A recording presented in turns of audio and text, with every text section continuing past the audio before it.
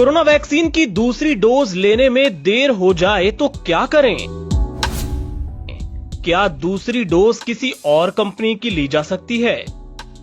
Corona vaccine को लेकर लोगों के मन में ऐसे तमाम तरह के सवाल हैं। ऐसे सभी सवालों के जवाब हमने जाने आईसीएमआर के community medicine expert doctor Arun Sharma से। जवाब की शक्ल में हम इसे पेश कर रहे हैं।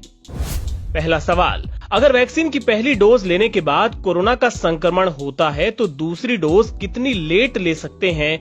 क्या ऐप में देरी से रजिस्ट्रेशन हो जाएगा? जवाब, रजिस्ट्रेशन सिर्फ एक बार कराना है, दूसरी डोज के लिए इसकी जरूरत नहीं है। पहली डोज के बाद दूसरी डोज लेने का समय 6 से 8 हफ्ते का है, लेकिन अगर किसी को पहले डोज के बाद संक्रमण हो जाए तो ठीक हो जाने के 4 से 8 हफ्ते के बीच दूसरी डोज ली जा सकती है। कोरोना के केस बढ़ रहे हैं, ऐसे में अगर वैक्सीन लेने के लिए बाहर आने से लोग डरते हैं तो क्या इसे देरी से ले सकते हैं? 1 मई से 18 साल से ऊपर वालों का वैक्सीनेशन शुरू हो रहा है, खत्म नहीं हो रहा। वैक्सीनेशन कार्यक्रम अभी आगे चलता रहेगा।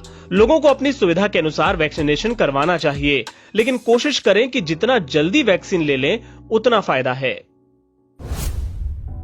एक कंपनी की वैक्सीन लेने के बाद क्या दूसरी डोज फाइजर या मॉडर्ना या किसी और कंपनी की ली जा सकती है?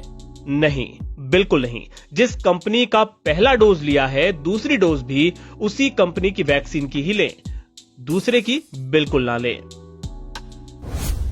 क्या हमें दूसरी डोज के लिए नए रेट के हिसाब से पेमेंट करना होगा? सरकारी अस्पतालों में अभी ये फ्री है और 1 मई से भी फ्री ही रहेगा।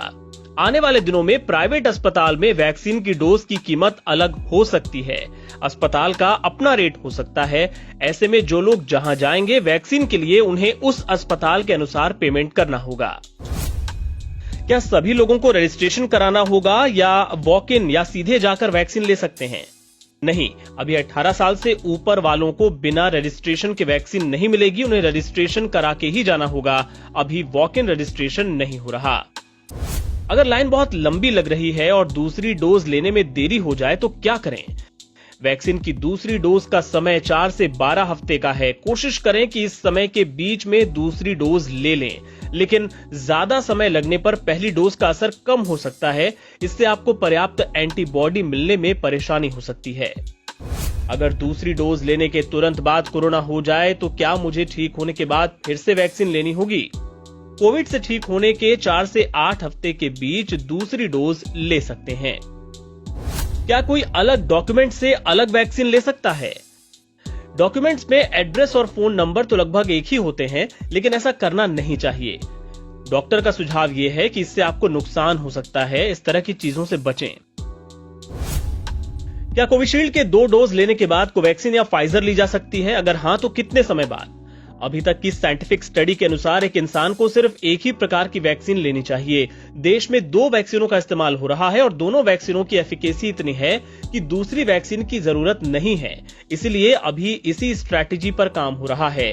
आगे क्या होगा पता नहीं। हो सकता है कि आने वाले समय में कोरोना से बचाव के लिए हर साल वैक्सीन लेनी पड़े। तब ये विकल्प हो सकता है कि हर साल आदमी अलग अलग वैक्सीन ले सकता है, लेकिन अभी ये भविष्य की बात है। दोनों डोज लेने के बाद बनने वाली एंटीबॉडी कब तक रहेगी? क्या ये वैक्सीन कुछ टाइम बाद दोबारा से लेने पड़ेंगे? दोनों डोज लेने के 14 दिन बाद बॉडी में पर्याप्त एंटीबॉडी बन जाती है, लेकिन ये एंटीबॉडी कब तक टिकेगी इसकी जानकारी नहीं है। अभी वैक्सीन की फॉलोअप स्टडी होगी, तब पता चलेगा कि ये कितने दिनों तक प्रभावी है। वैक्सीन लेने के बाद बनने वाली एंटीबॉडी कितने दिन टिकती है, इस पर बहुत सारे सवालों के जवाब छिपे हैं। कुछ लोगों को वैक्सीन लगवाने के बाद काफी कमजोरी हो रही है। इसके लिए कुछ लोग ताकत की दवाएं भी ले रहे हैं। क्या ये ठीक है? वैक्सीन के बाद कमजोरी नहीं आती है, ऐसा कोई साइड इफेक्ट नहीं देखा गया है। इस तरह की बातों पर ध्यान ना दें। वैक्सीनेशन के बाद बुखार आता है तो क्या ये पता चल सकता है कि ये वैक्सीन का साइड इफेक्ट है या कोविड इंफेक्शन की वजह से बुखार आया है? वैक्सीन के 24 घंटे बाद अगर फीवर आता है तो हो सकता है कि ये साइड इफेक्ट हो। फीवर लंबा टिकता है तो इसकी आरटीपीसीआर जांच कराएं। अगर आरटीपीसीआर नेगेटिव है तो फीवर वैक्सीन की वजह से है। अगर रिपोर्ट पॉजिटिव है तो फीवर वायरस की वजह से हो सकता है। पीरियड के दौरान महिलाएं वैक्सीन ले सकती हैं?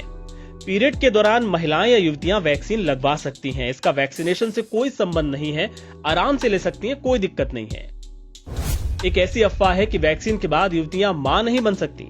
अफवाहों पर ध्यान ना दें। ऐसा कहीं भी नहीं देखा गया है कि वैक्सीन के बाद औरतें मां नहीं बन सकती। इस वैक्सीन में ऐसी कोई दिक्कत नहीं है। निसंकोच वैक्सीन लें, वैक्सीन ही आपको इस वायरस से बचाएगी। वैक्सीन के बाद जिम जा सकते हैं या नहीं? जहां पर इंजेक्शन दिया जाता है वहां पर थोड़ा दर्द होता है, इसलिए वैक्सीन के बाद तुरंत जिम ना जाएं। कुछ दिन जिम जाने से बचें। इसी तरह फीवर आ जाए तो जिम ना करें। क्या वैक्सीन लेने के बाद शराब पी सकते हैं? ऐसी कोई गाइडलाइन नहीं है, लेकिन 1 हफ्ते अल्कोहल ना लें तो बेहतर है। कोविड पॉजिटिव हो गए हैं तो क्या ऐसी स्थिति में कोरोना वैक्सीन लगवा सकते हैं? अगर आप कोविड पॉजिटिव हैं तो पहले अपना ट्रीटमेंट करवाएं और जब रिपोर्ट नेगेटिव आए उसके बाद ही वैक्सीन लगवाइए। कोविड पॉजिटिव होने के दौरान गाइडलाइन के अनुसार वैक्सीन लगवाने पर मनाही है। कोविड पॉजिटिव होने के दौरान आपकी कई तरह की दवाएं चल रही होती हैं। ऐसे में कुछ मरीजों को साइड इफेक्ट होने के चांस रहते हैं, इसलिए पहले कोविड का इलाज कराएं, उसके बाद वैक्सीन लगवाएं। वैक्सीन की पहली डोज लगवा ली और उसके बाद अब कुछ दिन से मेरे दूसरी डोज लगने की बारी आ रही है, लेकिन अगर तब कोविड पॉजिटिव हो जाए तो क्या दूसरी डोज लगवानी चाहिए? अगर आप पहली डोज के बाद कोविड पॉजिटिव हो गए हैं तो अभी करीब 3 महीने तक कोरोना की दूसरी डोज अगर आप नहीं लेंगे तब भी कोई दिक्कत नहीं है।